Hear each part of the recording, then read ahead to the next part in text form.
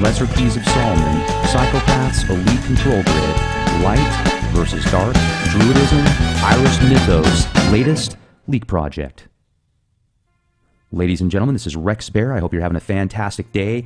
We have Thomas Sheridan with us, and we dive deep into the black magic control grid that has laced virtually every network of society. Social media, the entertainment industry, sports, Hollywood, music. Almost every faucet of life is under some type of spell. Black sorcery, dark witchcraft. Thomas has been researching the unknown, the occult, for decades. Coming from Ireland, he has a completely different spectrum of knowledge to bring to the table for us today here at the Leak Project. We talk about Druidism. We talk about different forms of magic, good and evil. Thomas also brings to the table names of a couple of entities that are extremely powerful, yet dark and demonic. He feels that many forms of the internet today have been taken over by these entities, or are used by these entities as a catalyst or medium for what they feed off of: human emotions. I myself have personally been researching mysticism, the unknown, the occult now for over 10 years. Several years ago, I picked up a used copy of the Lesser Keys of Solomon for research. And it was a very negative feeling when I had that book in the house. Very dark, very low vibrational frequency. And I explained that story in detail in this interview with Thomas as well. And he says never ever buy a used Goetia, even if it's just for study, because there could be some pretty negative energies attached to that, and that certainly made sense. Now, a lot of really cool things about this interview, folks, is the stuff that Thomas brings to the table. Although it's esoteric, it's also extremely scientific. And the interview I had with Neil Slade the other day from BrainRadar.com, where he breaks down the three different parts of the brain: the reptilian, the mammalian, and the supermammalian. This all interweaves together flawlessly. Enjoy the presentation. Make sure to subscribe to our YouTube channel, youtube.com/clandestine-timelord. Become a contributing member at leakproject.com. Make sure to pick up a high-quality decal for $10, free shipping. Help support Leak Project, help support freedom. All right, folks, we have a real treat for you tonight. We have Thomas Sheridan from ThomasSheridanArts.com. You can also go to the Thomas Sheridan YouTube channel. Now, Thomas has been researching the unknown, the occult, for years, and the amount of books and films and documentaries and research that he has compiled together just on his website is enough to keep somebody busy for a long period of time. We're going to do our best to get as much information as we can here today at the Leak Project, and it's just an honor to speak with you, Thomas. How the heck are you? Great tonight. Thank you, Rex. It's a beautiful evening here in the northwest of Ireland. We're watching the Aurora Borealis coming in over Iceland. Perfect night for the interview. Wow, that's incredible. I've got a lot of Irish roots. I've never been there, but I do have a castle out there from some ancestry, old lineage, and I'd definitely like to get out there in Northern Ireland someday. Beautiful landscape out there, and that's great that you get a chance to live out there. So have you ever been to the U.S.? Yeah, I lived in the U.S. for 11 years. Okay, what part? New York mostly, yeah. Are you glad you're back home? Well, I love America and I love Ireland. It's just that, you know, that the biggest problem with America for me was the climate. It was living in New York was very extreme, very cold winters, very, very hot summers, and I don't handle the heat well. So I had a lot to do with it as well. But I didn't leave America for any kind of like negative reason. It was just that Ireland called me home again. These things happen, you know yourself. Oh, absolutely. I can certainly appreciate that. I grew up in the mountains, and for the past almost 20 years, I've been away from my hometown, home state, and certainly I can't wait to get back there, so I can appreciate that indeed. And if you would, Thomas, just for our audience that hasn't had a chance to hear about you before, if you give them a brief description about yourself, why you decided researching the occult, mysticism, Druidism, etc. Well, Specifically with the occult, that started when I was about 11. I'm not kidding you. I got my hand, somehow, I don't know how it happened. I got my hand on a book of magic and magic spells. And it was just one of those things as a child that fascinated me. It was also, at the same time, I was very interested in things like astronomy as well. And even later on, electronics, which may sound weird, but we can just, there are links there too.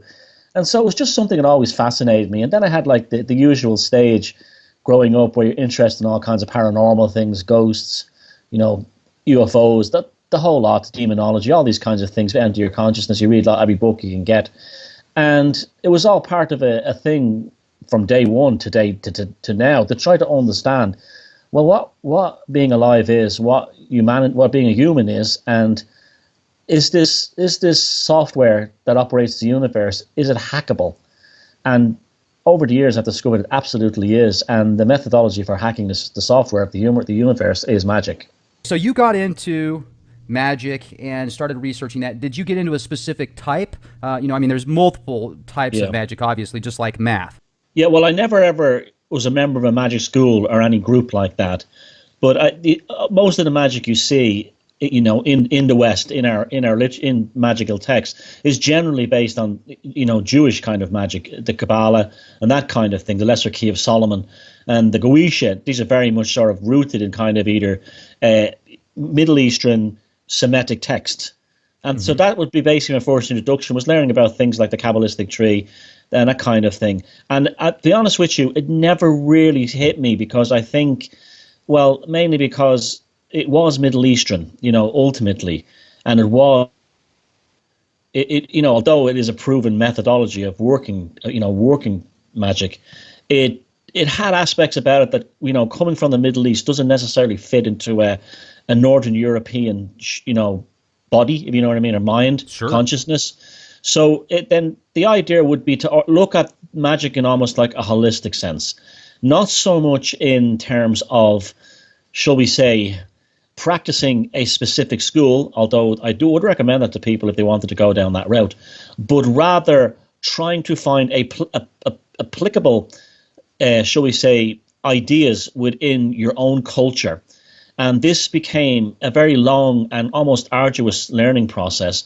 And eventually it was true, ironically, the work of, Carl Jung's work on synchronicity and his own versions of approaching the unconscious in books like Man and His Symbols, coupled with the American mythologist Joseph Campbell, that combining the two, I started to understand that magic was relevant to all cultures from very early on, but at the very basic level, there are kind of general, shall we say, tropes, memes, or methods that are common everywhere.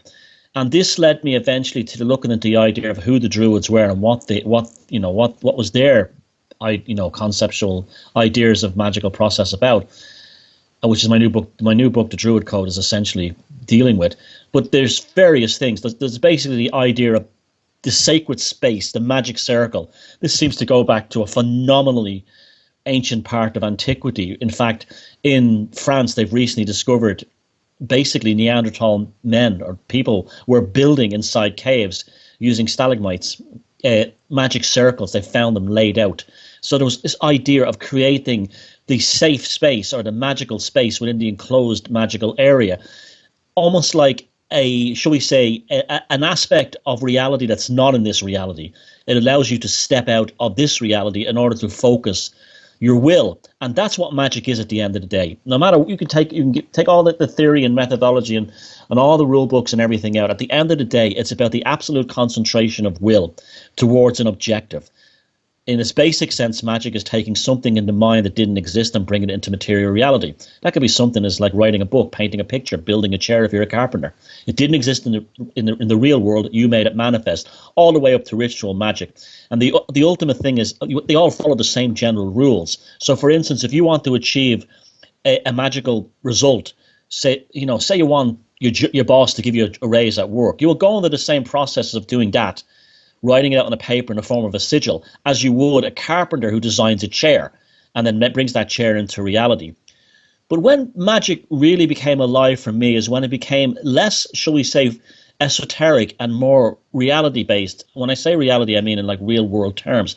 When I studied electronic engineering in college, I was always a mad electronics. Now I'm talking about analog pre-digital electronics here. And it soon became apparent to me that the manipulation of electrons through, say, an electronic circuitry by creating, say, a schematic of, say, the circuit and building it was exactly the same process. And then magic stopped being an almost mystical thing for me and becoming a very practical thing. And it was almost like in time I developed my own relationship with these magical ideas that was outside the domain of any theory as such. Now, did you ever do ritual magic as well, or do you sometimes perform that on like specific times as well to harmonize with, I guess, where the stars are aligned, etc.? Not necessarily, but I do know it works. I haven't actually taken part in a. I've tried several rituals according to the texts, and yes, they see what this idea of the stars being in the sky at the right time, all these other aspects. A lot of this is all coming down to one thing: the focus of will as an absolute pure stream of energy. Now, for instance, you might have I have a particularly vicious dagger. It's actually an assassin's dagger, and I bought it off a gypsy a few years ago, and this thing is absolutely lethal. I mean, the blade is like 11 inches long. It's self-sharpening when you remove it from the sheath, and it actually is just frightening to even look at. And when you withdraw that dagger, you're actually you're shifting your consciousness at that moment, because it automatically increases and amplifies the intensity of the sensation towards what you want to achieve. It's about absolute and pure ultimate focus and streams of energy. You can do it with a painting. I've done it with a painting. It all depends on what you are. Artists, for instance, and I'm an artist myself, generally have a better, shall we say, qualification to get into a magical state, because the act of creation, the act of painting, the act of drawing, of sculpture is already there for them. They're already in that zone.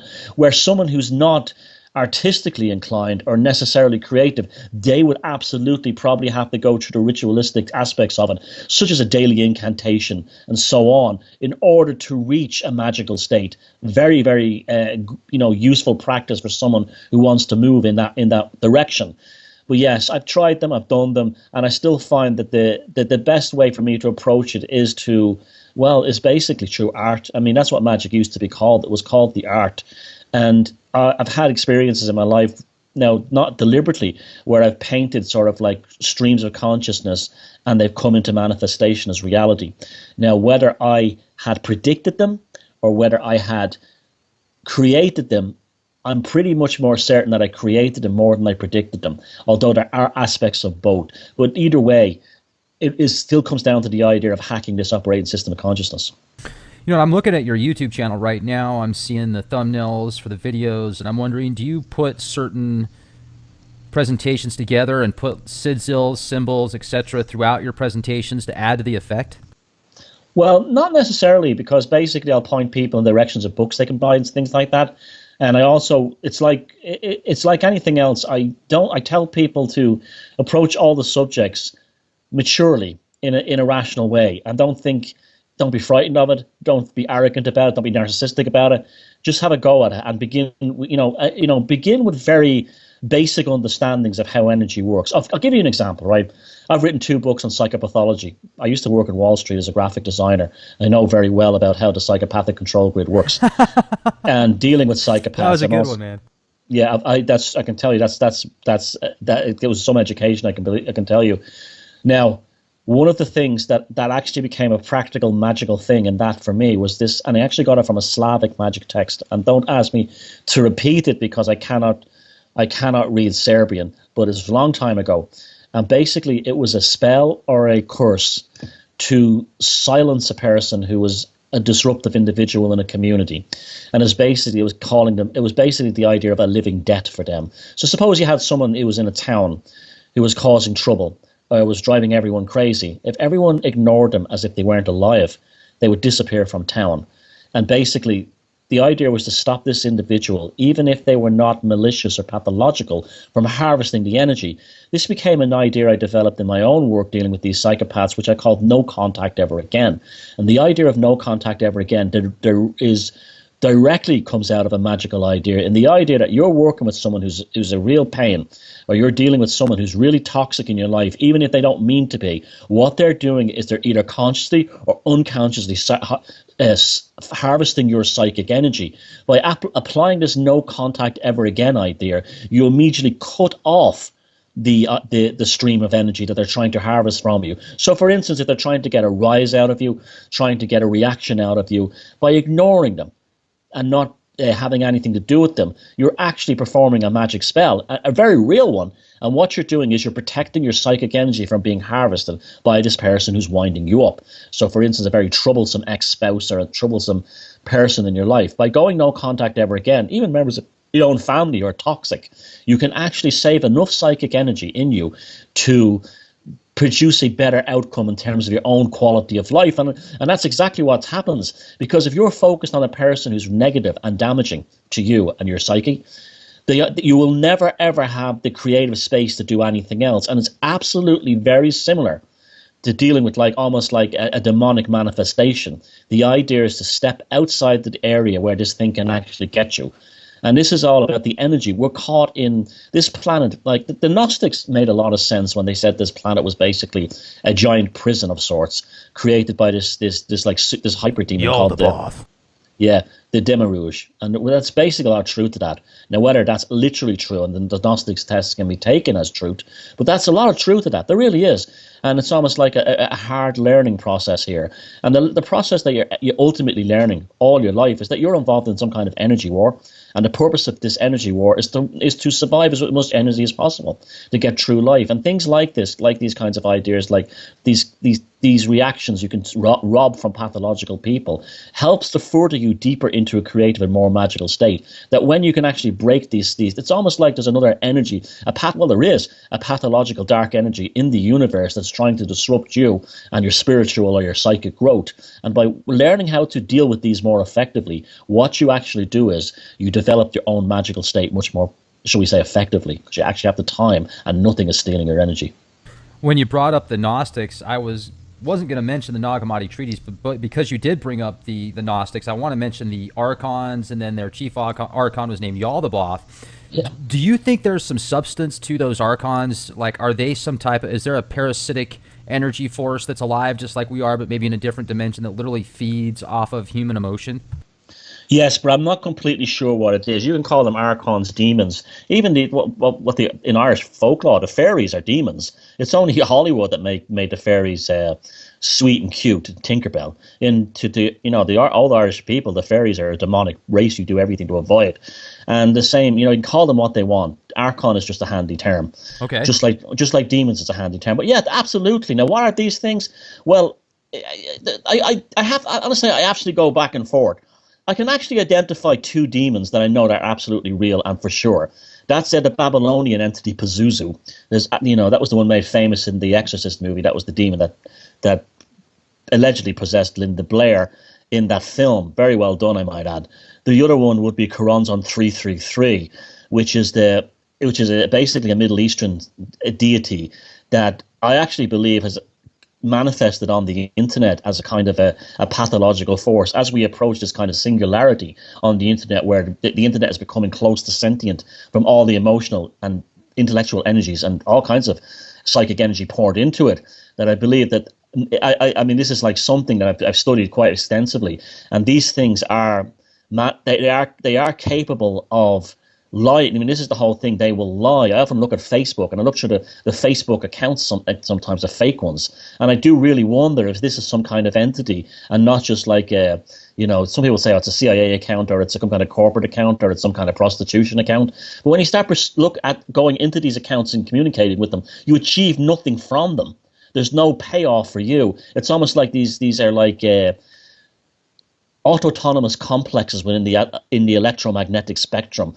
But there's you can call them archons, you can call them anything you want, but yes, there is some other energetic conscious force that we are in, dealing with, and there's, whether by naming them, which they say you should never do, but you bring them into reality. Now, a classic example of that would be Crowley and Aiwass, his own kind of entity he brought forward. Well, as really as was his wife Rose brought forward in Egypt when they visited the museum there.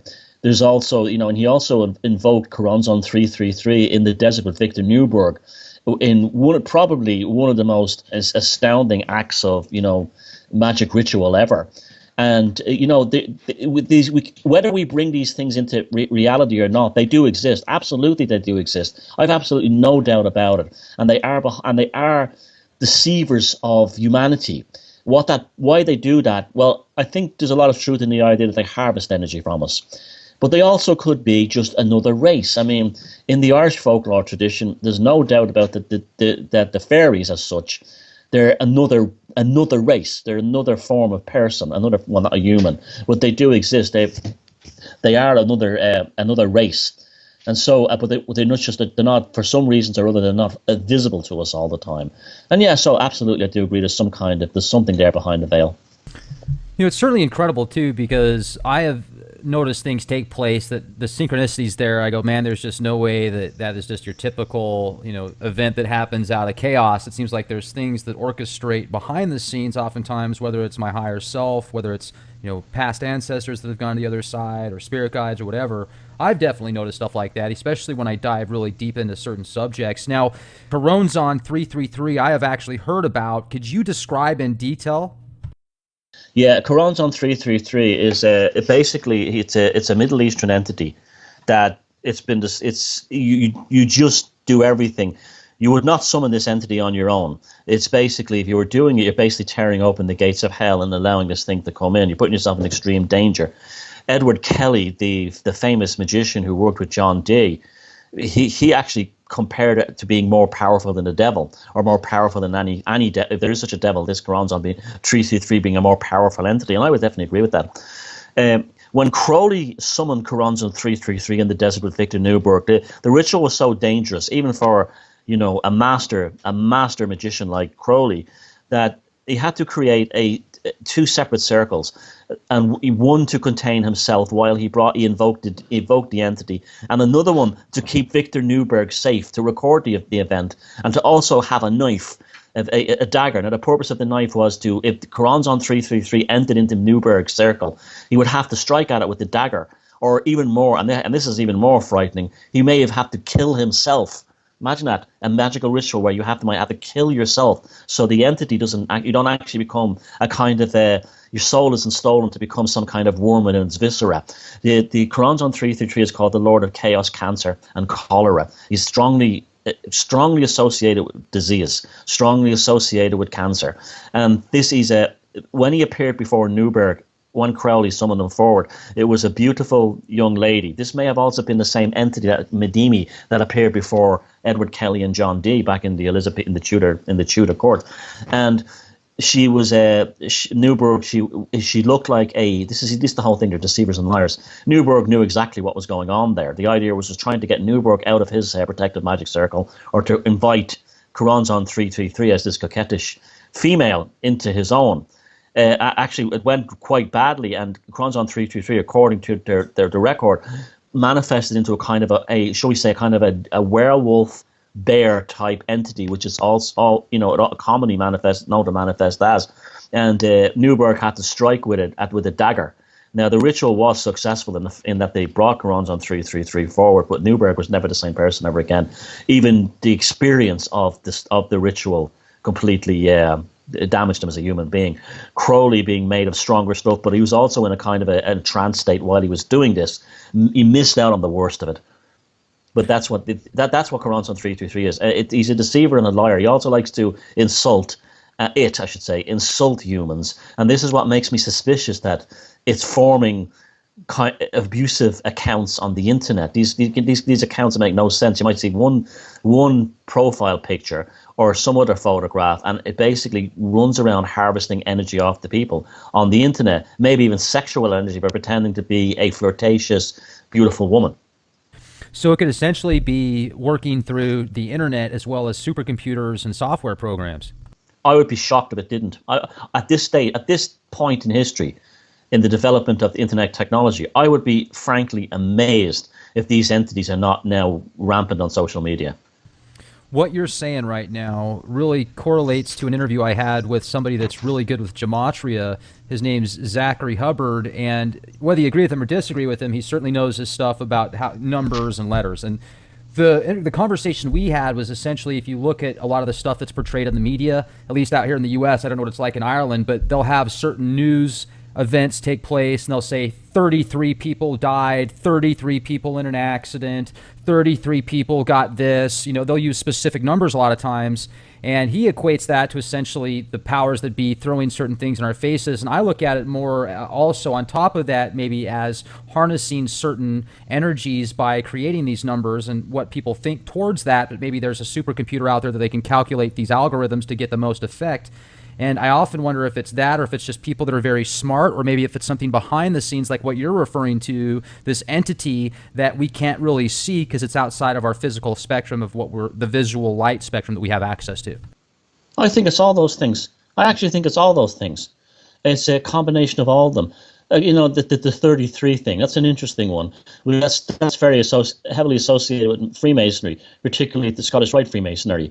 Now, that's, they'll throw that 33 out all the time, especially in things like politics. I just found out the other day that the first time the Irish tricolour, the Irish flag was flown was on number 33, the Mall in Waterford. Now, they picked a place called number 33, the Liberty, and that flag was created by the French, the Grand Orient Lodge in Paris, which was the greatest Freemasonic, shall we say, centre in the history of anywhere on earth. Very heavily involved in things to this day, even the U.S. Navy was very heavily involved in the creation of the United States. Both Thomas Jefferson and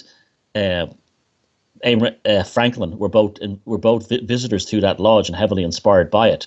Now, so we're dealing with something here that we're going into something more towards esoteria than magic itself, but ultimately they're looking for the same things. Yeah, I think it's a combination of all those things. I think it's a combination also that a lot of the power structures, the leaders of the power structures, don't even know themselves what they're doing.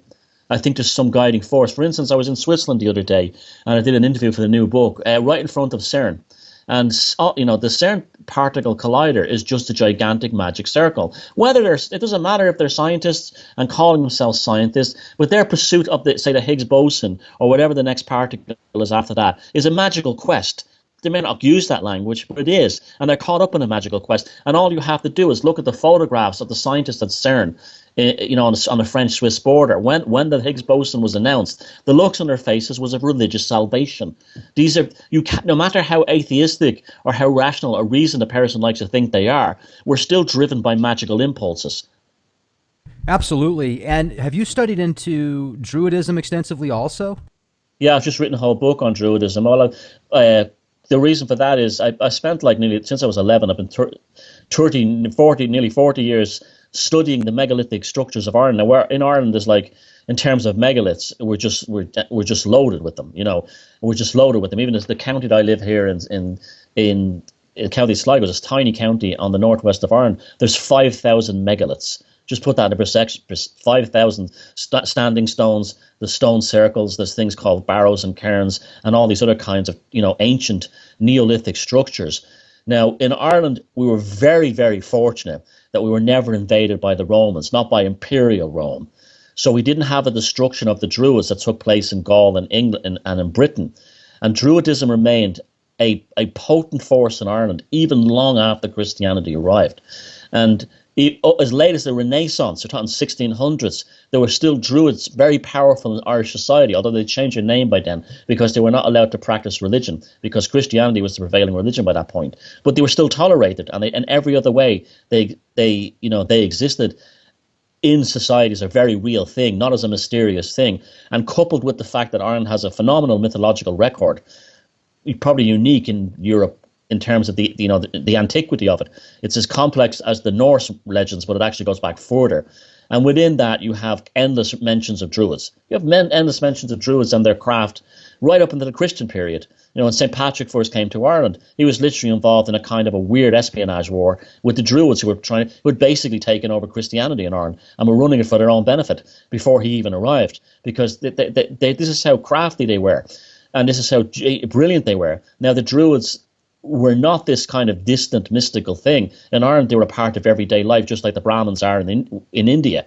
They were very central to life, and their magic was specifically geared towards things like transcendental states brought about not through using psychedelics, though they may have, but generally through things like dreaming.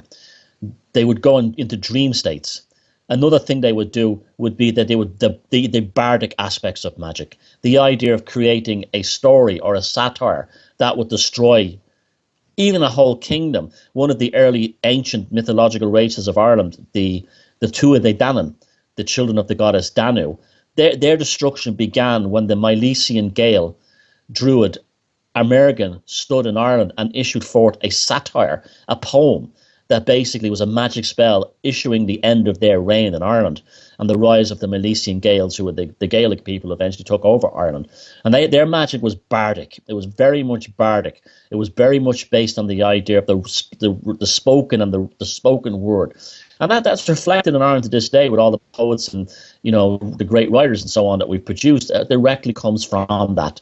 So this is again to illustrate that magic isn't necessarily the kind of, what you have got in the Golden Dawn or Crowley's Thelema, but also magic can be invoked in that sense through things like what they call the art. And in the case of the Druids, very much bardic magic.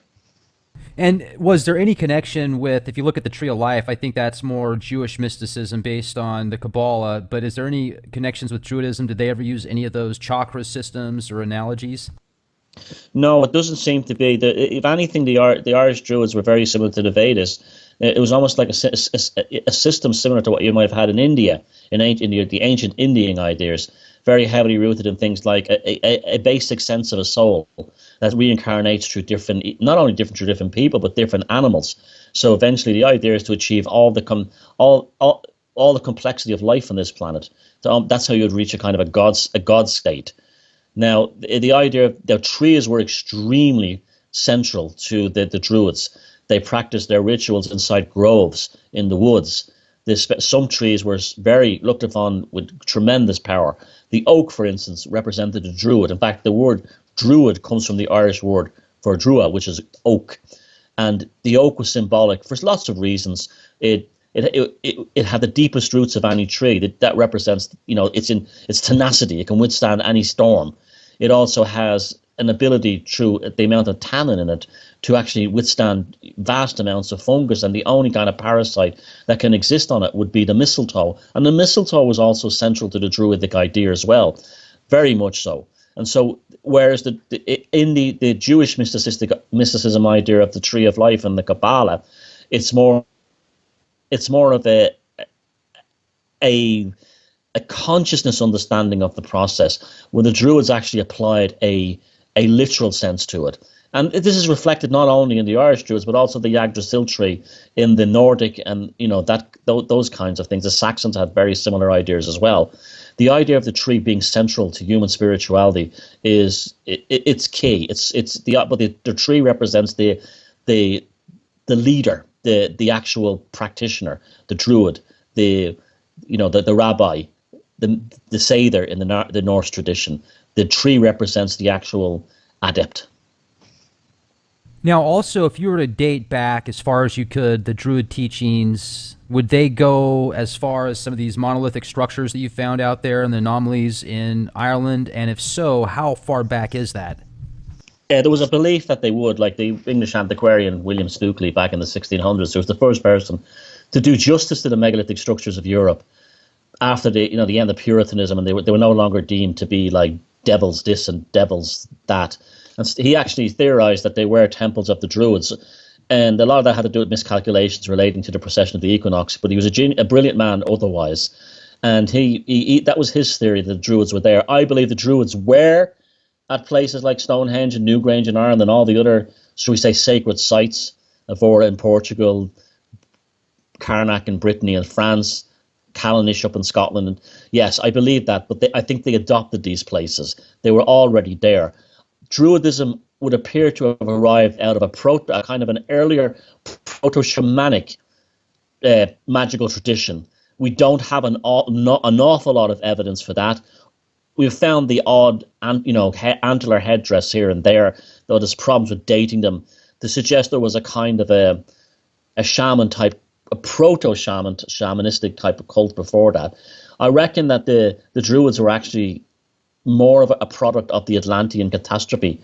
I firmly believe that Atlantis did exist, and the Druids were probably a result of basically Western Europe being destroyed and a new kind of priest class who are almost like offering almost a analytical healing process arose out of that. So I actually think the Druids are probably born from trauma. Now, how far back do you think Atlantis is? Yeah, that's a good one.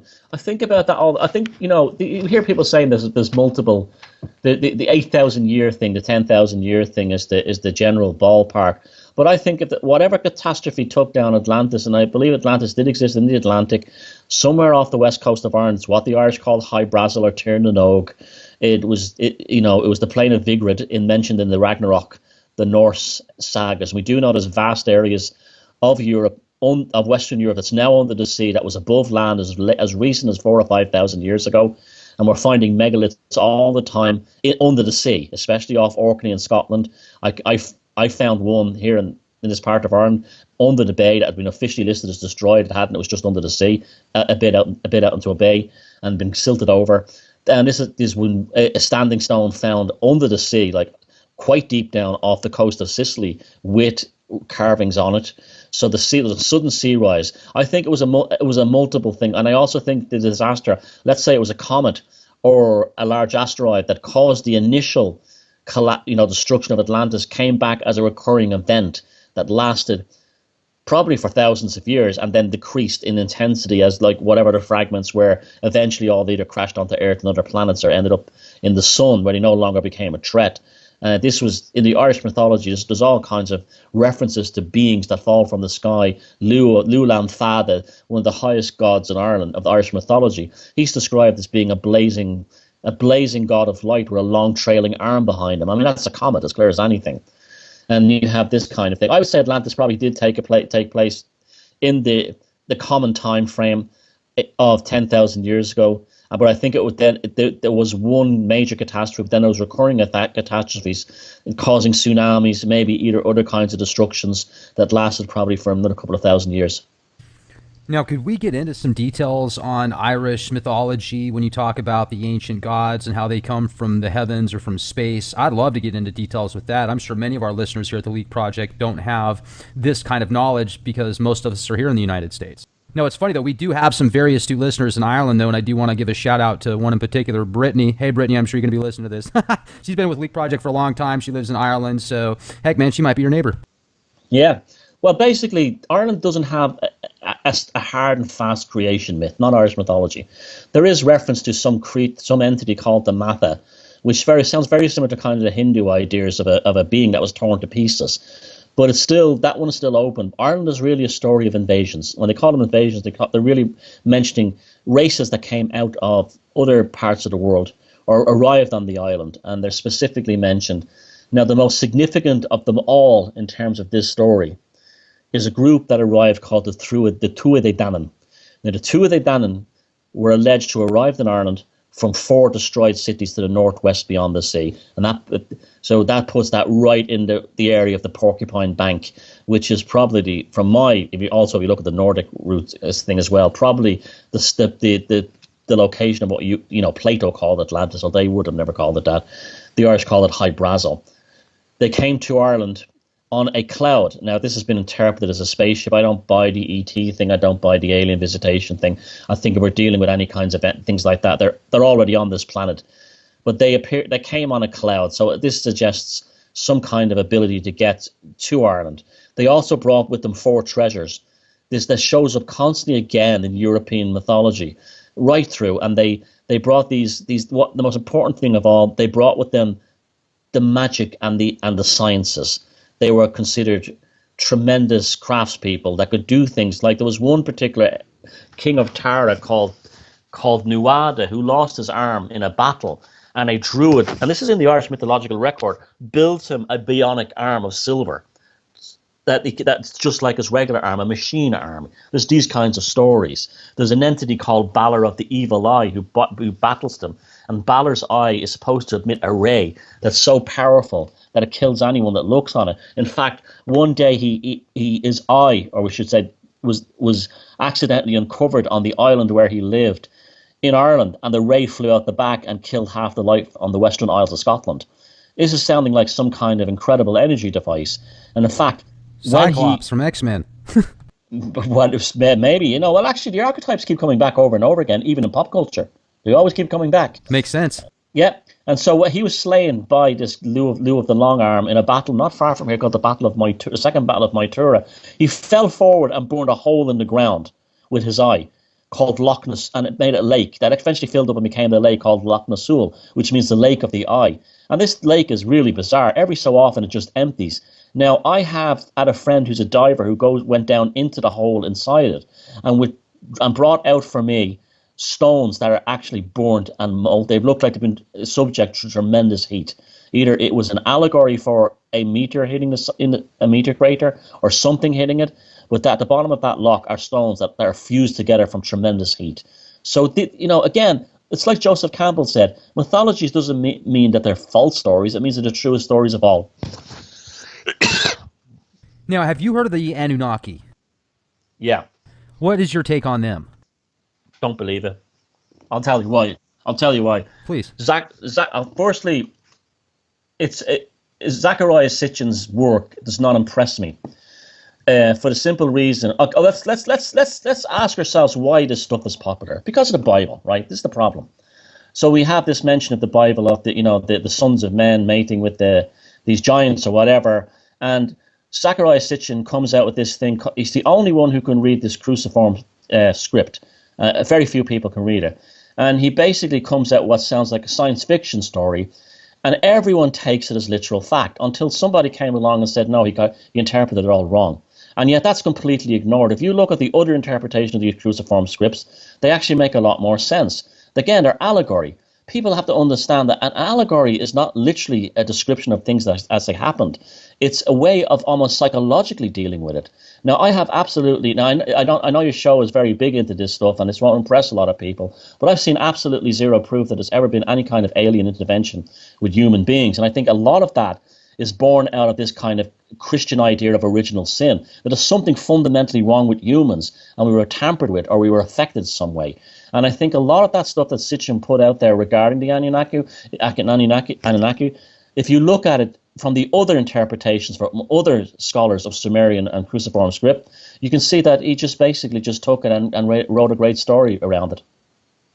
There's so many different possibilities, and one of the things I appreciate about the Leak Project is, we talk to people on a wide spectrum of topics, whether they have the same opinion or not. I don't want to get everybody on the show that has the same opinion on things. That would, that I don't really understand where the evolution would be in that. So I can definitely see what you're saying, and I can see what other people are saying. I think that there was some other people that have done translations with the Old Testament in Hebrew, like Mauro Bellino. He was a Vatican translator, and he was with the Vatican for many years, and he basically correlated a lot of the stuff that Zecharia Sitchin had said.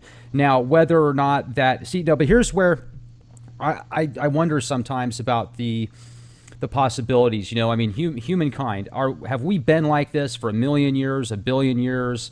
Have we been tampered with by our own people? Yes. We know that for sure. Look at the stuff today, and people are trying to mess with their own genetics. So maybe at one point in time there was a human race that was just so far evolved from the other guys, and due to chaos and catastrophes or whatever, over a long period of time, they came out of the ashes and claimed to be gods or from another planet or something as well. And then people could say, yeah, I could definitely, okay, I will believe you. But I don't know what to believe. I'm certainly agnostic, and I appreciate what you're saying. I can definitely see that. And I don't know, man. It's certainly mind-boggling. Now, if you look at the possibilities of Atlantis, how it was supposed to be so far advanced at that point in time, then I would think, okay, then how come we are so much more suppressed now, and our knowledge is like an idiocracy type lifestyle versus what it was then? That doesn't make sense to me either.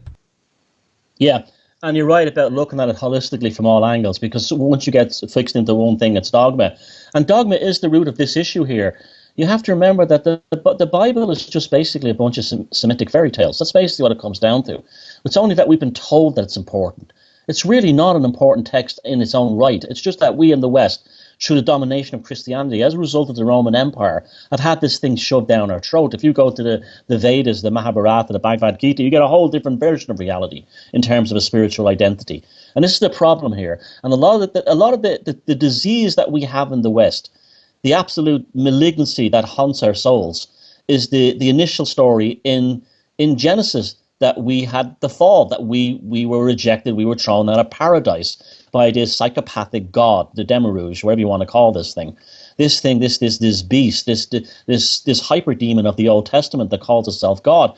You actually look at the Bible, particularly Jehovah's Witness Bibles, it actually tells you right there and then that this thing Jehovah is not the same thing that created the heavens and earth. It just jumps in at one point in Genesis, right before the creation of man, and begins to lie, torture, bully, and destroy him. Now, a lot of this comes from these ideas of the slave species of God.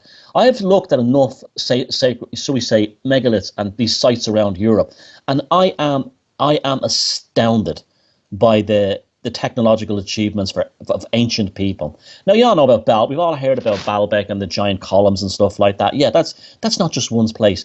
In Brittany and France, there's something called the broken menhir of El Gras. This was a stone that was carved by people 5,000 years ago, was moved 19 kilometers and stood upright, 80 feet tall, a single piece of stone. And it was dressed and carved, and it remained in situ until it was knocked down by an earthquake about 400 or 500 years ago, they reckon. How did they do that? We can't do that today. Now, then people will say, oh, they had alien technology. But this is the thing that really bothers me, is that Adam immediately says that human beings are stupid. We're back to the whole original sin thing again. Human beings couldn't have built the pyramids or Stonehenge or Newgrange or anything like that without alien help. What a self-hating mentality that is. You know what I'm saying?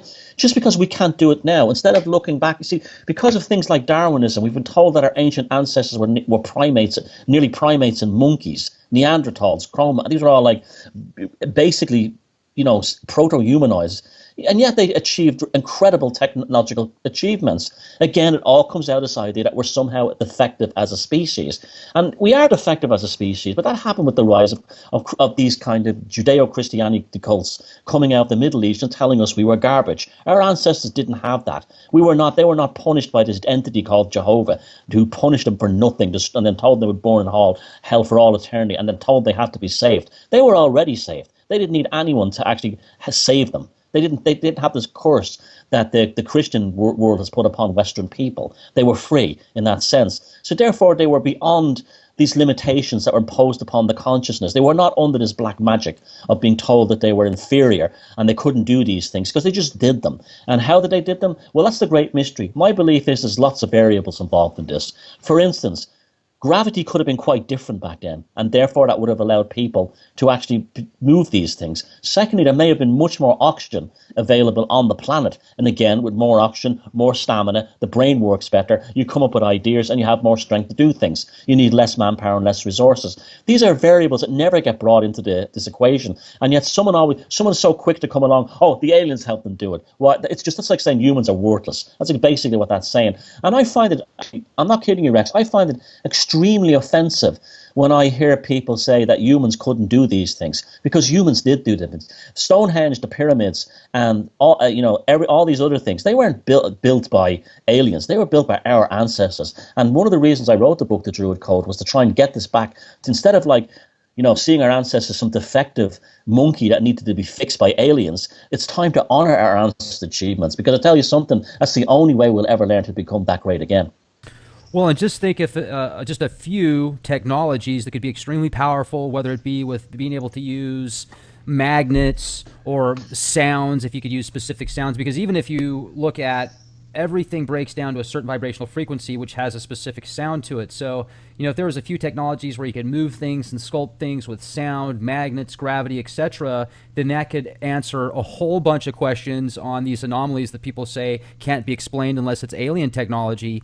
And I do see a lot of that, and I find it unfortunate because our opportunities and abilities as a human being is so precious, and there's so much more that we can do with it. We often suppress ourselves by giving power over to other people. Now, when I look at certain things like big pharma and what they put in a lot of medicines and vaccines and what's in the food supply, the water, and just everything out there seems to be poisoned in some way, shape, or form to keep people suppressed. And I wonder, why? Is there just a few individuals that are so scared about us waking up and taking back what was originally ours that they want to keep us suppressed as best as they can because we're there in this reptilian mindset? Or are there these demons or devils or all of the above?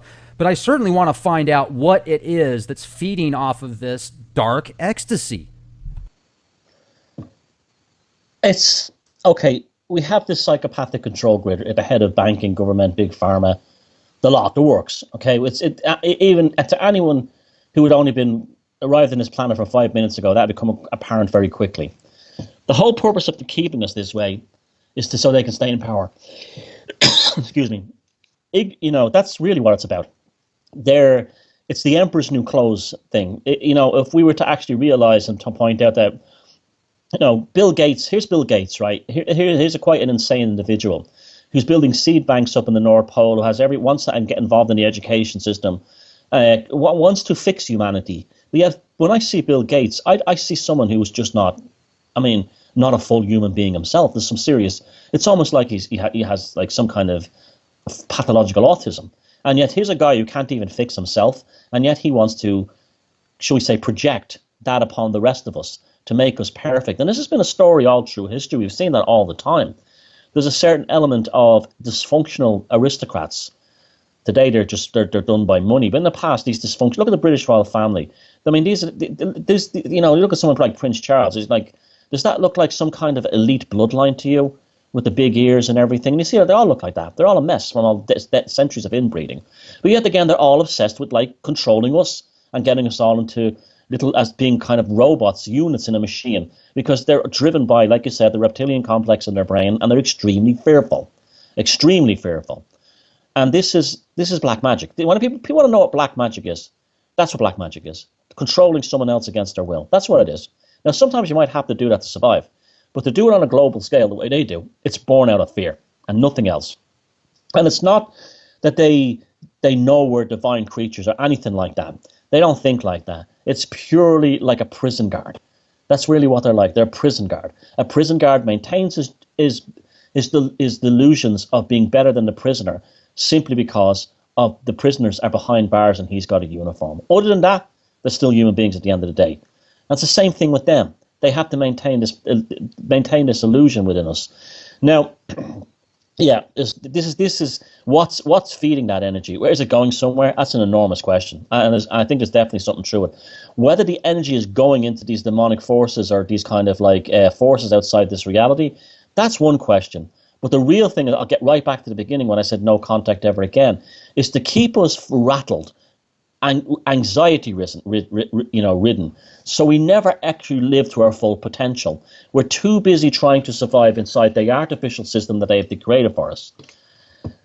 This is where I would also tell people about the idea that there's going to be a great awakening, and that's all going to end one day, because what's another distraction. Because rather than you taking control of your own life, you're waiting for some kind of event to happen. This is what cults do. It's like a carrot at the end of the stick, right? Exactly. This is what cults do. They tell you, one day the Space Brothers are going to come and save us. One day the comet clusters are going to come, and we're all going to move into the fifth dimension. Remember the 2012 nonsense there a few years ago? We're going to have a second planet and all this crap that they put out there. This is all part of the witchcraft, the dark witchcraft, the dark magi. Is it telling you just hold? Yeah, things are messed up. Don't worry, but there's going to be a great awakening, and the human race is going to get 100 monkeys, human resonance, and so you don't have to do anything. No, if anyone listening to this tonight wants to defeat the system, immediately give up on the idea of a great awakening and start awakening yourself. Because if it's ever going to happen, it's going to happen from individual to individual, and you have to do that by taking control of your own life. And what you're basically doing is building your own magic circle here, your own magic circle of protection. That way, you can live in the system inside the matrix, but you're not a slave to it. Your consciousness is outside it. It's like that movie, The Shawshank Redemption, where he said, like, even though he was in prison, his mind was already free. It's the same kind of idea. That's the solution. Not waiting for some guru to tell you that it's got one day we're all going to get off our knees and we'll rise together as like the 100 monks. That's all nonsense. That's all part of the distraction. That's no difference in like giving you sports on TV all the time and X Factor, or waiting for some kind of liberation from above. Salvation always starts from within as an individual process. Well, I've also realized they keep not only people in that opportunity of thinking, oh, we're going to be saved. There's going to be this galactic wave of light, and we're all of a sudden going to know everything, and we're going to be able to take over anything that suppresses us. It seems like the media, the powers that be, are really good keeping people in this fear factor mode, thinking that, okay, tomorrow could be Planet X is going to arrive. The next day after that, the stock market collapse. The day after that, the internet could be shut down. The day after that, all nuclear reactors could go into meltdown. And I myself worry about those things sometimes. But do I give it so much energy as to where I'm going to push it over the edge to where that's going to happen? I sure hope not. I keep myself aware of it and hope for the best and prepare for the worst. There has to be that balance there. There's a term in clinical psychology called gaslighting, and this is what psychopaths do to their victims. They play mind games on them, and they put them in a false reality where they don't even trust their own opinions anymore. And we're being gaslighted constantly, to the point where many people don't know if up or down. And we see like gaslighting specifically with this horrific cultural Marxism and political correctness that's formed upon people, where they're afraid to make a comment in some case someone finds it offensive. They're afraid to have normal interactions with members of the opposite sex or other races or religion for fear of being, causing some kind of transgression, some kind of crime, some kinds of hate crime by being completely innocent. This is terrifying stuff. And this is something we must immediately cast off. This is pure emperors has no new clothes thing.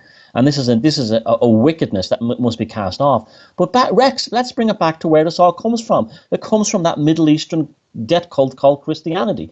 Do what you're told and you'll be saved. Play the game in the system and you'll get a pension.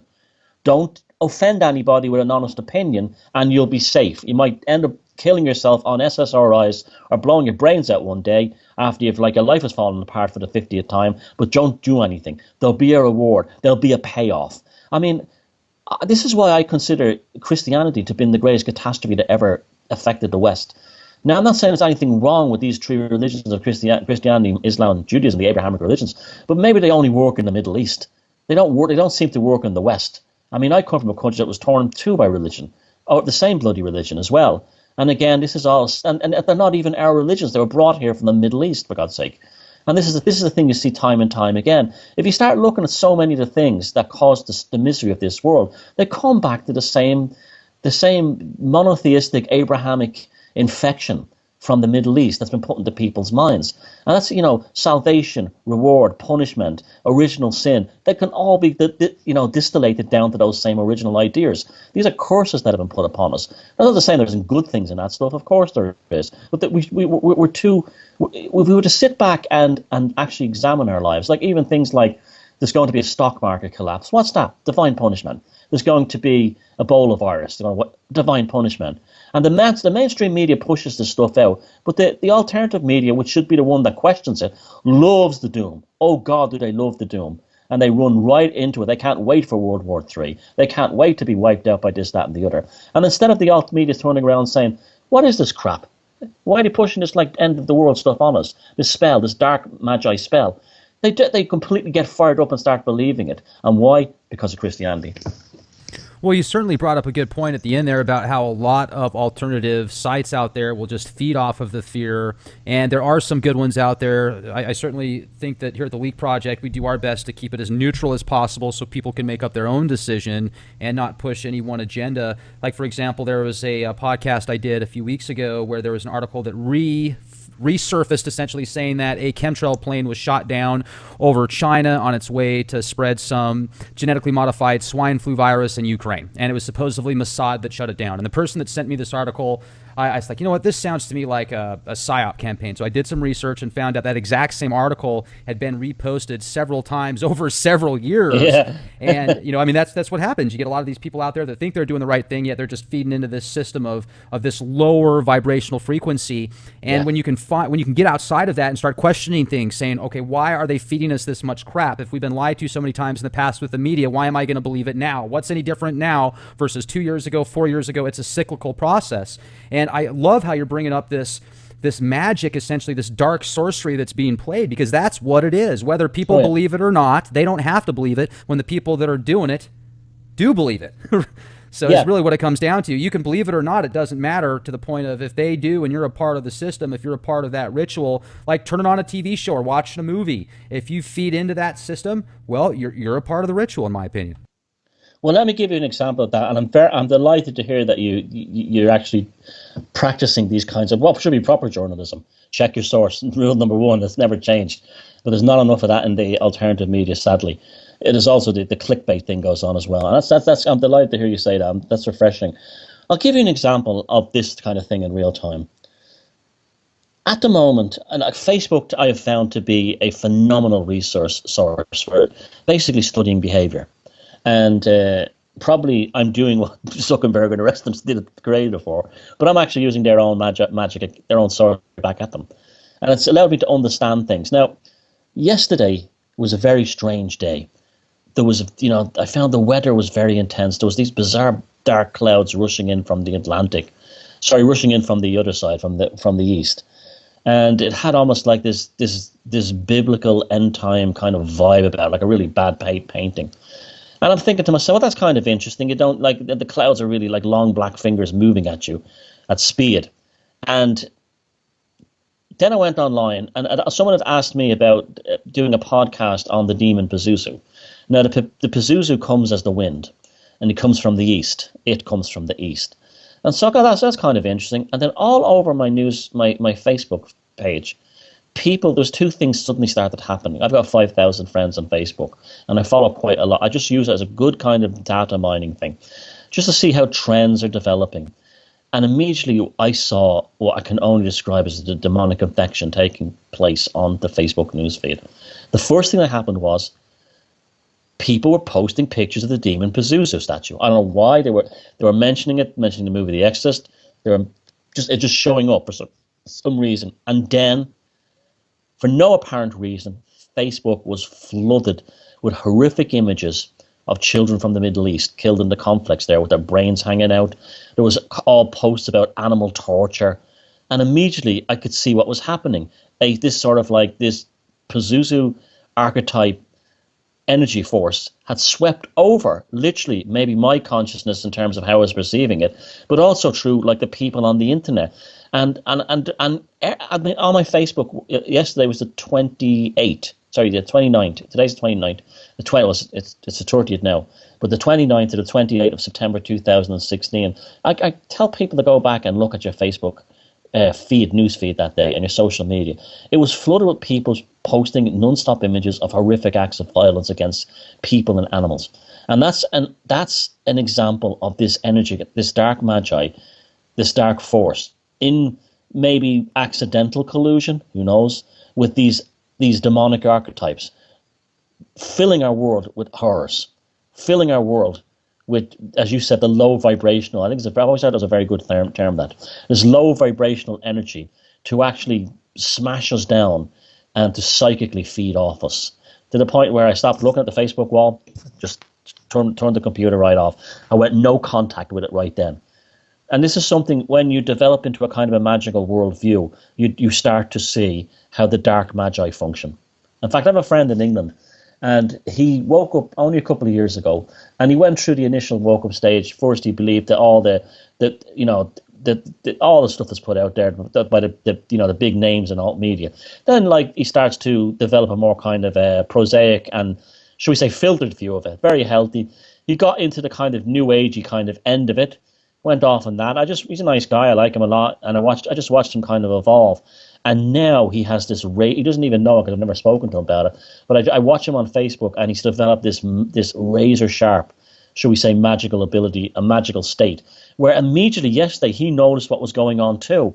And he posted on his wall, why is my wall being suddenly filled with these images of people posting animals being tortured, horrific scenes of children mutilated in Middle Eastern wars, beheadings and all this.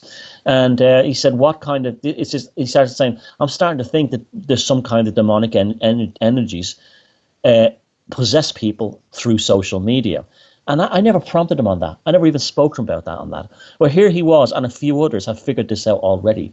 And that to me is, people think the Great Awakening is waking up to that we're going to all be wonderful. And when you wake up, this is very much a Jungian thing, that you've got to awaken the shadow too, because the dark side is what allows you to see the right side, because the deeper the shadow, the brighter the light. So when you do see like the base things like this, you take the approach that like it's happening because it's been triggered by something very powerful. It's just like when you do, I'm sure, Rex, it's happened to you, when you've gone into these things, you've noticed some very bad things may happen in your life.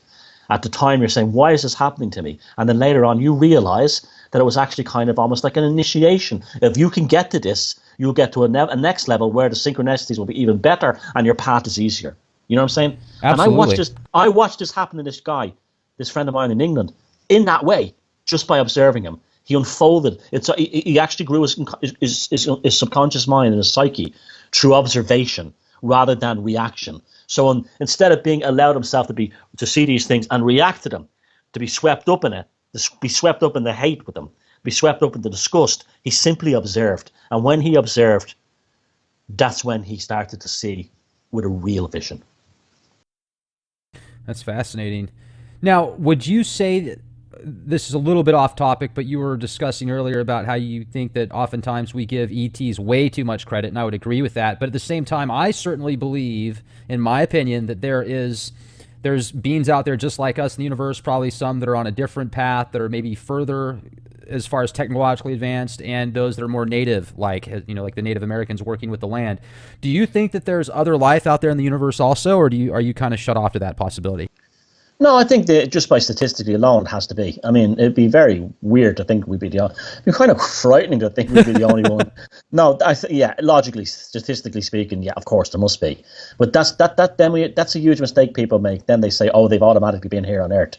I have never seen any, and I have looked into this deeply. I think I've seen absolutely no proof there's ever been aliens on this planet. Now you can mention all the things you want, but there's some, I'm very suspicious about them. A lot of people have pushed the alien thing over the decades. I think a lot of it is a thing for hiding black ops, new military projects, secret programs. A huge amount of it was based in the Nazis, and when they came to America with a Project Paperclip. As soon as they arrived, that's when Roswell and all the other stuff started happening, and yet no one seems to put the two and two together with that one. And also, I think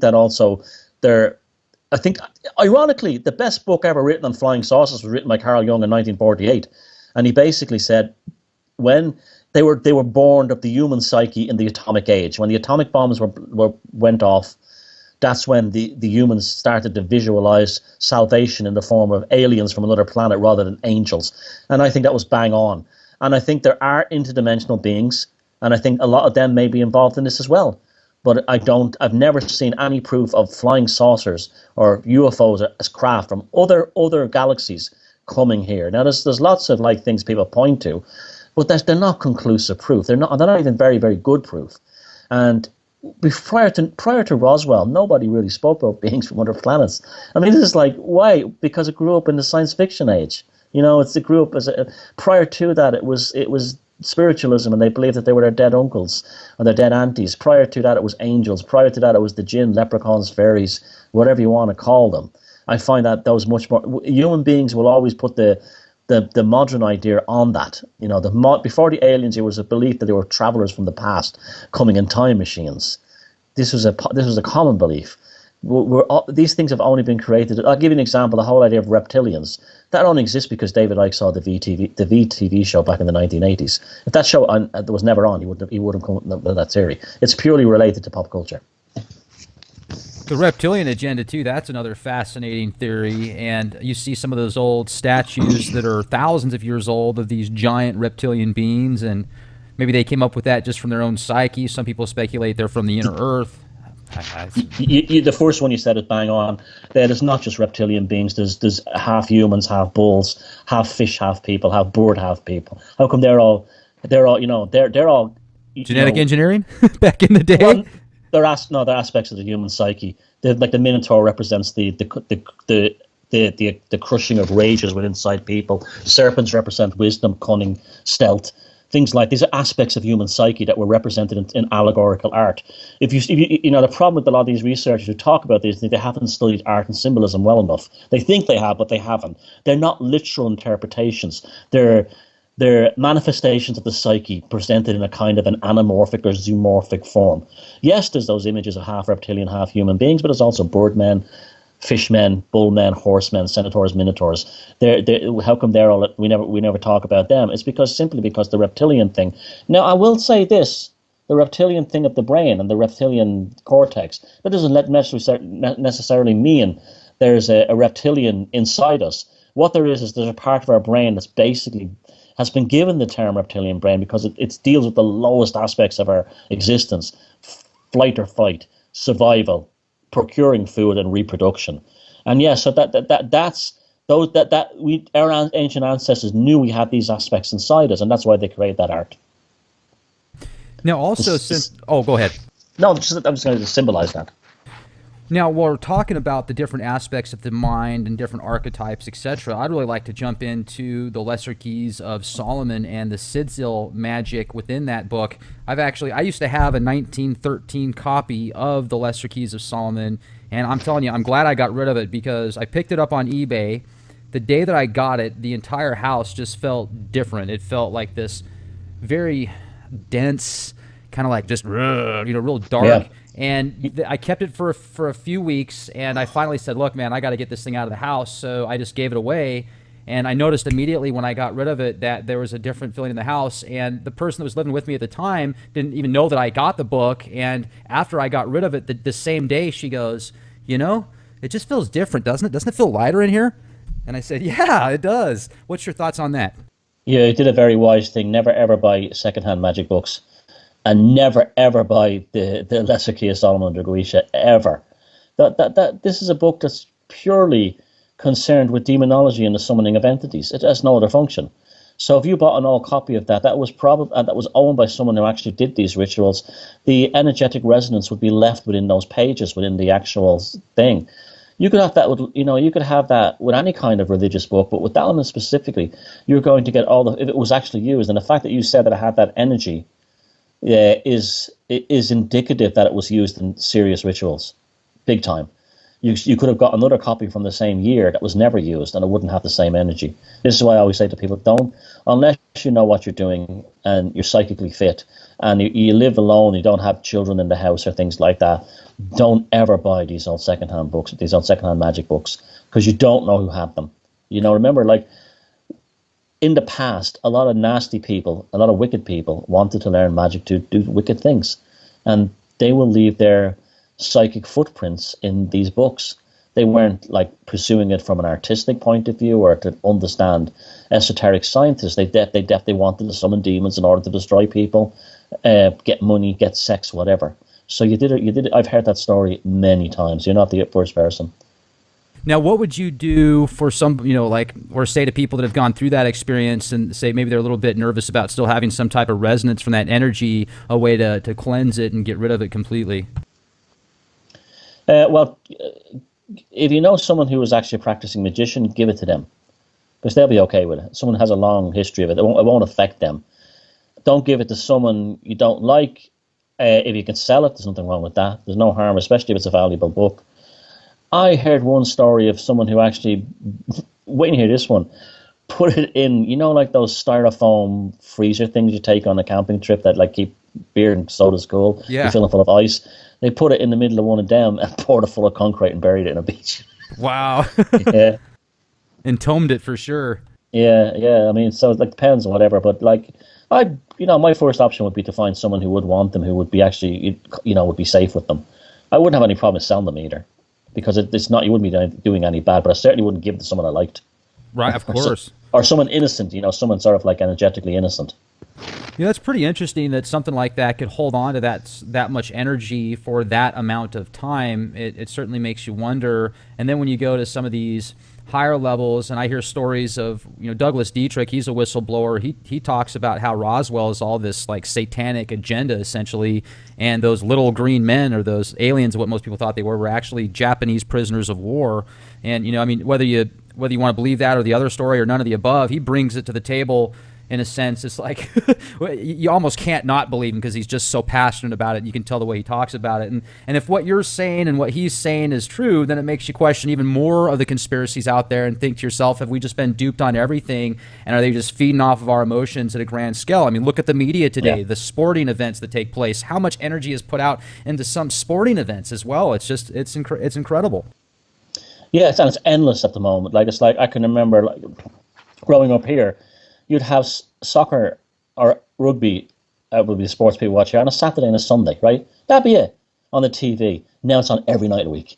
Every night of the week. It's just, this is a curfew. It's a passive curfew to keep them indoors, to keep them from socializing, to keep them from meeting, to keep them from having, it's a way of keeping a curfew. Things like, and again, this is a dark sorcery aspect to it. These things like Pokemon Go, where people are like grown adults are running around like clowns chasing these Pokemons with their mobile devices. That's a curfew.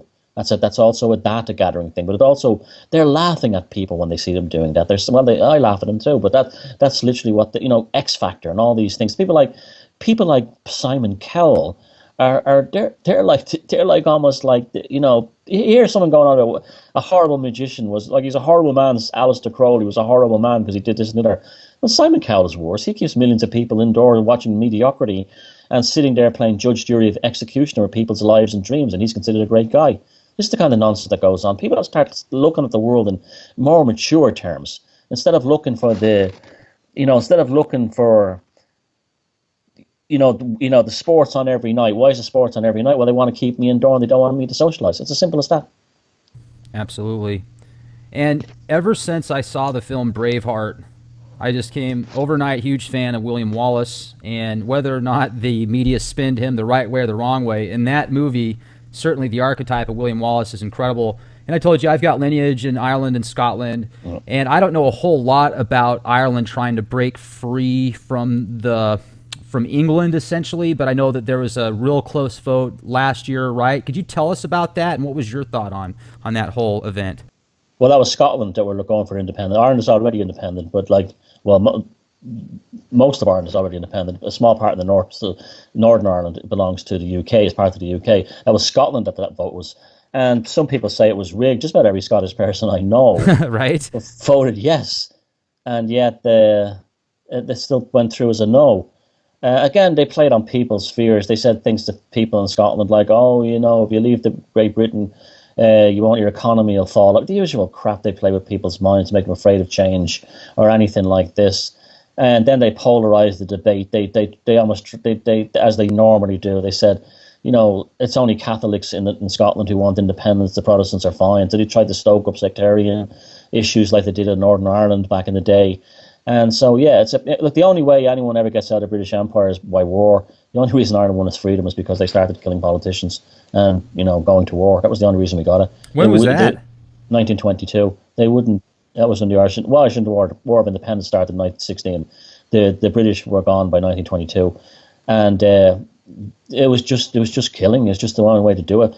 We had some very clever people who said, we just have to start killing basically politicians and stop shooting soldiers, and then we'll get the result. And instantaneously they did.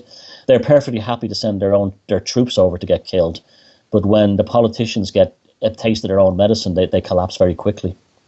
It seems like Ireland has kind of been the redheaded stepchild for so many years to some of these, aristocratic globalists. And it's really, there's so much history and amazing things that have came from Ireland. Have you noticed that as well? I mean, I look at the Native American cultures that have been systematically destroyed around the world. And, it seems like Ireland is kind of in a class of its own also. Yeah, we will never be, we're different. I was talking to an American friend the other day about there was a library closing around here. And they're shutting down the libraries. And she said, if there's an internet petition I'll sign it. And I says, no, we don't sign internet petitions petitions in Ireland. We go down and terrorise politicians in government buildings. We've got a phenomenal, and one of the things I really do appreciate about my country is the fact that we have a terrible distrust for government, even our own. We don't trust politicians. A couple of years ago here, they tried to bring in this, like, make us pay for drinking water, saying it was rare. I mean, it rains most of the year here. And we were already paying for water through different kind of, like, regional taxes. And basically, the people literally took down the government. I mean, you had, like, incredible, like, demonstrations. It's just like, don't lie to us. Don't treat us like fools. And there's something in the Irish disposition, wherever it comes from, that cannot be brought to respect politicians. And that's a good thing. It's a healthy thing. It's like we distrust governments, even our own. We distrust them. We just don't. We just cannot be controlled. I mean, Sigmund Freud said that the Irish were the only group in Europe that the psychoanalysis wouldn't work on because we were different. I don't know what it is. I mean, we are different. I don't know what it is, but we are different. I mean, we're definitely a lot more freer than most of Europe. I mean, I travel all over Europe. I say the Mediterranean countries are quite free. So Spain, Portugal, Italy, there's a lot of freedom in those places, Greece. When you go to Northern Europe, Scandinavia, they're such deeply controlled societies that when I get back, I was even in Switzerland the other day, when I get back to Ireland, I feel like I've entered freedom. People here are far more easygoing and free and they don't obey rules, to the point where they destroy their lives. They'll obey common sense rules, but they won't obey rules that just to be controlled for the sake of it. And I think that the Icelandics have that as well, but they're half Irish anyway. But that's a good thing. And I think that was what, the initial immigrants to America, and many of them were like Irish and Scottish and even like English ones from the north of England. And they had that attitude as well. And, it took a long time. That's where the American kind of spirit originally came from, was from that. And then that was kind of broken down by extreme forms of capitalism, and America had to become an empire and so on. But I mean, that's a good thing. And I think, that's the movie, the archetype of Braveheart of William Wallace, they're very important things. We should never lose sight of them. In Australia, you have Ned Kelly, who was the outlaw there, and he's now a national hero there. He was like the one who stood up against the police. And these kinds of things, these are the things we have to reach into inside ourselves. We have to tap into these archetypes inside ourselves. It's like what James Joyce and Carl Jung and Joseph Campbell called the monomyth, that every day of your life you have to live like a hero. That if you survive another day in this psychopathic control grid where they bombard us with all kinds of like dark magical powers, from endless sports to terrifying news stories to the latest virus that's going to kill us to the end of the world is coming tomorrow. If you can survive that and be happy at the end of the day, well, you've won a victory against that. And there's no difference between that and taking out a sword and slaying them. You've done it on the most powerful level of all, on the level of the psyche. Because I've been saying forever that if there's such a thing as the Battle of Armageddon, it's going to take place in human consciousness. And the only way you can win any kind of war against a great superpower, and that's what we're up against, a gigantic dark magi superpower, is as insurgents, as in an underground guerrilla war. And that's the way you fight in your mind. You don't let them get in there. You don't wait for a great awakening or a revolution. You start fighting immediately inside by having refusing to let them pollute your mind and to take away the song from your heart. And also, I've noticed over the past year and a half, the flat earth theory has just really taken the internet by storm. Personally, I've done enough information, research into this. I've even got a close family member that built vacuum tubes for John Glenn when he went around the world, and these vacuum tubes were actually used for a camera. I've seen the vacuum tubes. I've talked to him personally. I just interviewed him. He's almost 90 years old. He was around when Project Paperclip first started, and just the stories that he told. He owns patents on night vision technology, very brilliant man, and he would build these tubes from scratch, literally. And I get so many people in the comments section saying, Rex, why don't you do a show on the flat earth? Rex, come on, you do shows on everything else, but you won't do one on the flat earth. Why is that? And I think that would be causing more of a idiocracy type and feeding into this psyop. But that's just my opinion. Maybe if they can bring me some solid evidence. But when I got family members saying they built vacuum tubes and have seen the actual video footage of the earth being round, it's kind of hard to want to do a show on the flat earth. But you write about that extensively. The flat earth thing is a disgraceful psyop, and people should be ashamed of themselves for falling for that. We know NASA has all kinds of corruptions. We know the space race and the Cold War had all kinds of nonsense attached to it.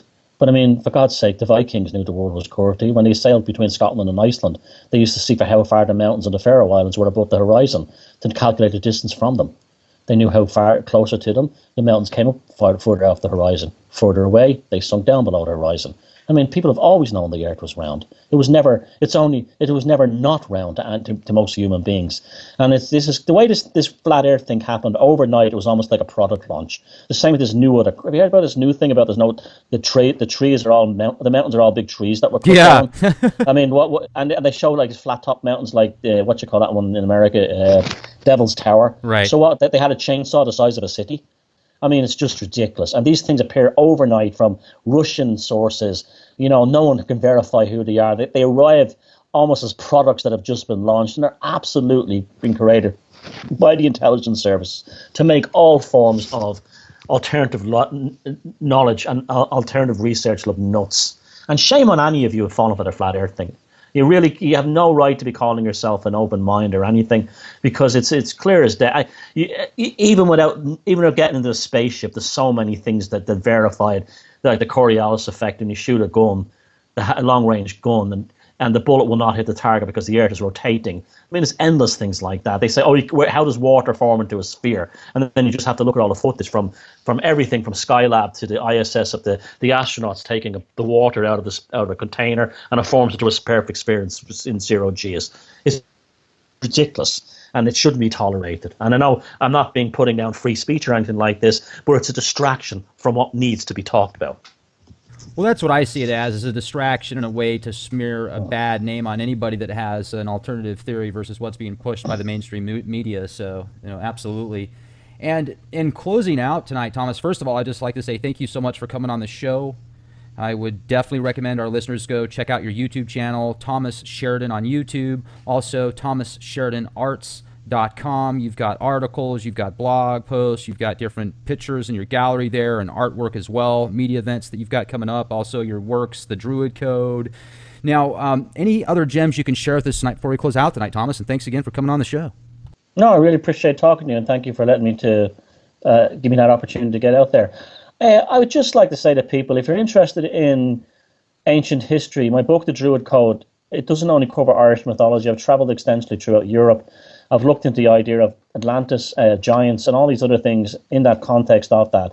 If you want to learn about, like you said, you want to learn about Ireland, there's a great place for you to start in terms of ancient Irish. You know, you could actually see that, that's part of your heritage too. Remember that. It's not something that just because you were born in America, it goes your ancestors and my ancestors. And so, like so many people reading this, and no matter where you come from, you will have your own version of that if your ancestors were Slavic or Norwegian or anything. It's all there. Another thing I would suggest people do is that I mean, just because, the mainstream media and stuff is all garbage doesn't mean that everything in the mainstream is garbage. There's lots of gems too as well. And learn to be holistically inclined and look at things more creatively. Instead of if hearing an opinion you don't like for the first time, don't just suddenly shut everything off. The truth is always never between two extremes. It's always somewhere in the middle. And that's basically putting you in a kind of a magical state. You don't have to be afraid of these things. You don't have to be worried about them, but you have to be wary. It's almost like a native bush soul idea, even in a modern day, this sense of awareness of, like my friend I was telling you about in England who noticed these kind of like psychic manifestations on the internet. That's almost like the modern version of the pathfinders or the trappers that the Native Americans had. We can do that still, and we still have those skills, and we can still outwit the psychopathic control grid by learning them. Well said. And also, I'd recommend our audience go to youtube.com/clandestine Time Lord. Subscribe, become a member. You'll get access to the latest podcasts, absolutely free. And make sure to become a contributing member at leakproject.com. We've got almost 300 full-feature podcasts. You'll get access to them either downloadable as well as streaming, ad-free. And also, Thomas, do you have anything else you're working at on the pipeline? Any new books or videos coming out here anytime soon? Well, I am working on a new book, and it's kind of a funny one. It's going to be a biography of a British eccentric, as he was called back in those days, who was basically coming up with a lot of... He was a forgotten figure called John Foster Forbes. And I've been actually going to auctions and everything, buying everything he wrote. And this guy was talking about how the megaliths of Europe were built by highly intelligent people, This we're talking about back in the 1920s now. He was considered a crank and a nut. How Atlantis was probably off the west coast of Ireland and Scotland. How basically he a lot of things that I'm interested in, he was bringing up back in the day. If he was around now, he could be on your show or any other alternative outlet and be considered completely sane and rational. In fact, he wouldn't even be that out there, but yet in his day he was. And I want to give this man dignity, and I want to actually bring his life story out there to people to show that this guy wasn't a footnote in the history of cranks and eccentrics, that he was actually a visionary in his own way. So that's actually something I know it's a strange one, but that's actually, I've become kind of obsessed with this man. Oh, that's great. It'd be neat to read about that, especially because it was a while ago, and just bring new, fresh light to that. That's fantastic. All right, yeah, that's great. Well, hey, thanks again, Thomas. It's much appreciated, and hopefully I'll have an opportunity to speak with you again sometime. Okay, all the best, Rex, and thank you for being such a gracious host. You're very welcome.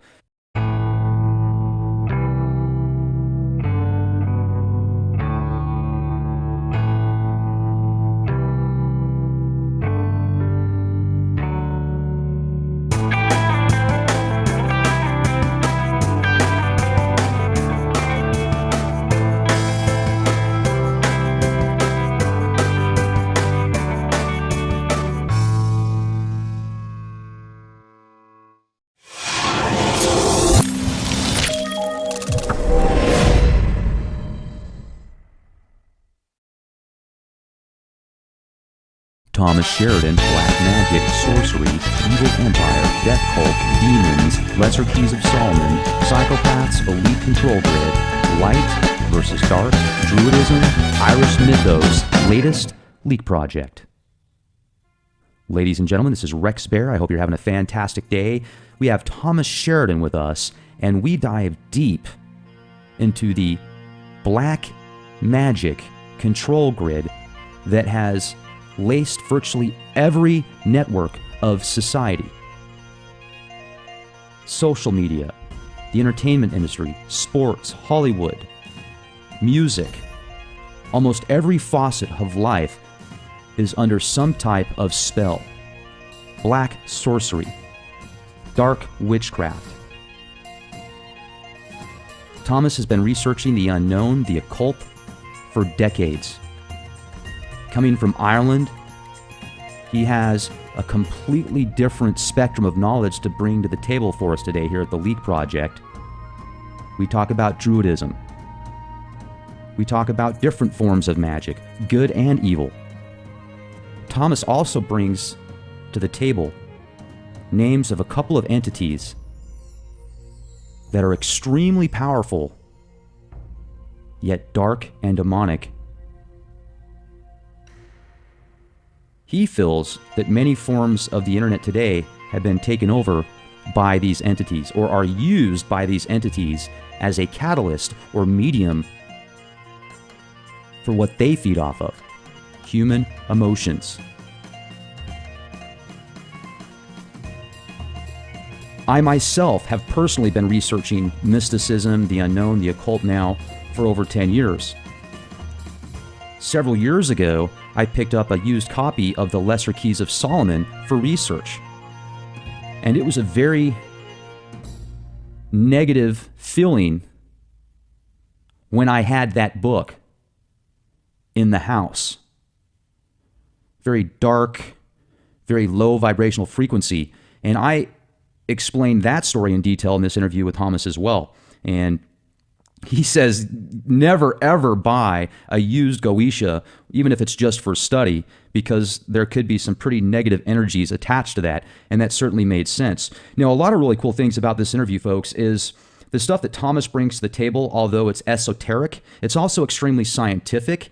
And the interview I had with Neil Slade the other day from BrainRadar.com, where he breaks down the three different parts of the brain: the reptilian, the mammalian, and the supermammalian. This all interweaves together flawlessly. Enjoy the presentation. Make sure to subscribe to our YouTube channel, youtube.com/clandestine-timelord. Become a contributing member at leakproject.com. Make sure to pick up a high-quality decal for $10, free shipping. Help support Leak Project, help support freedom. All right, folks, we have a real treat for you tonight. We have Thomas Sheridan from ThomasSheridanArts.com. You can also go to the Thomas Sheridan YouTube channel. Now, Thomas has been researching the unknown, the occult, for years, and the amount of books and films and documentaries and research that he has compiled together just on his website is enough to keep somebody busy for a long period of time. We're going to do our best to get as much information as we can here today at the Leak Project, and it's just an honor to speak with you, Thomas. How the heck are you? Great tonight. Thank you, Rex. It's a beautiful evening here in the northwest of Ireland. We're watching the Aurora Borealis coming in over Iceland. Perfect night for the interview. Wow, that's incredible. I've got a lot of Irish roots. I've never been there, but I do have a castle out there from some ancestry, old lineage, and I'd definitely like to get out there in Northern Ireland someday. Beautiful landscape out there, and that's great that you get a chance to live out there. So have you ever been to the U.S.? Yeah, I lived in the U.S. for 11 years. Okay, what part? New York mostly, yeah. Are you glad you're back home? Well, I love America and I love Ireland. It's just that, that the biggest problem with America for me was the climate. It was living in New York was very extreme. Very cold winters, very, very hot summers, and I don't handle the heat well. So I had a lot to do with it as well. But I didn't leave America for any kind of negative reason. It was just that Ireland called me home again. These things happen, you know yourself. Oh, absolutely. I can certainly appreciate that. I grew up in the mountains, and for the past almost 20 years, I've been away from my hometown, home state, and certainly I can't wait to get back there, so I can appreciate that indeed. And if you would, Thomas, just for our audience that hasn't had a chance to hear about you before, if you give them a brief description about yourself, why you decided researching the occult, mysticism, Druidism, etc. Well, specifically with the occult, that started when I was about 11. I'm not kidding you. I got my hand, somehow, I don't know how it happened, I got my hand on a book of magic and magic spells. And it was just one of those things as a child that fascinated me. It was also, at the same time, I was very interested in things like astronomy as well. And even later on, electronics, which may sound weird, but we can there are links there too. And so it was just something that always fascinated me. And then I had the usual stage growing up where you're interested in all kinds of paranormal things, ghosts, UFOs, the whole lot, demonology, all these kinds of things enter your consciousness. You read every book you can get. And it was all part of a thing from day one to now to try to understand, well, what being alive is, what being a human is, and is this software that operates the universe, is it hackable? And over the years, I've discovered it absolutely is. And the methodology for hacking the software of the universe is magic. So you got into magic and started researching that. Did you get into a specific type? There's multiple types of magic, obviously, just like math. Yeah, well, I never ever was a member of a magic school or any group like that. But most of the magic you see, in the West, in magical texts, is generally based on, Jewish kind of magic, the Kabbalah and that kind of thing, the Lesser Key of Solomon and the Goetia. These are very much sort of rooted in kind of either Middle Eastern Semitic text.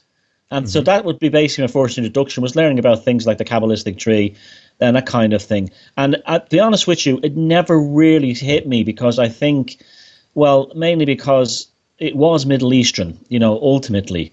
And it was, although it is a proven methodology of working magic, it had aspects about it that, coming from the Middle East doesn't necessarily fit into a Northern European, body, if you know what I mean, or mind, sure, consciousness.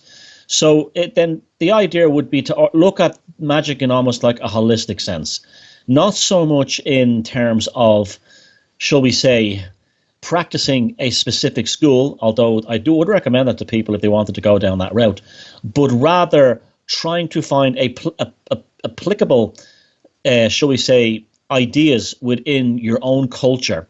And this became a very long and almost arduous learning process. And eventually it was true, ironically, the work of, Carl Jung's work on synchronicity and his own versions of approaching the unconscious in books like Man and His Symbols, coupled with the American mythologist Joseph Campbell, that combining the two, I started to understand that magic was relevant to all cultures from very early on. But at a very basic level, there are kind of general, shall we say, tropes, memes, or methods that are common everywhere. And this led me eventually to looking into the idea of who the Druids were and what was their conceptual ideas of magical process about. which is my new book. My new book, The Druid Code, is essentially dealing with. But there's various things. There's basically the idea of the sacred space, the magic circle. This seems to go back to a phenomenally ancient part of antiquity. In fact, in France, they've recently discovered basically Neanderthal men or people were building inside caves using stalagmites, magic circles. They found them laid out. So there was this idea of creating the safe space or the magical space within the enclosed magical area, almost like shall we say, an aspect of reality that's not in this reality. It allows you to step out of this reality in order to focus your will, and that's what magic is at the end of the day. No matter, you can take all the theory and methodology and all the rule books and everything out. At the end of the day, it's about the absolute concentration of will towards an objective. In its basic sense, magic is taking something in the mind that didn't exist and bringing it into material reality. That could be something as like writing a book, painting a picture, building a chair if you're a carpenter. It didn't exist in the real world. You made it manifest, all the way up to ritual magic. And the ultimate thing is they all follow the same general rules. So, for instance, if you want to achieve a magical result, say you want your boss to give you a raise at work, you will go into the same processes of doing that, writing it out on a paper in the form of a sigil, as you would a carpenter who designs a chair and then brings that chair into reality. But when magic really became alive for me is when it became less, shall we say, esoteric and more reality-based. When I say reality, I mean in like real-world terms.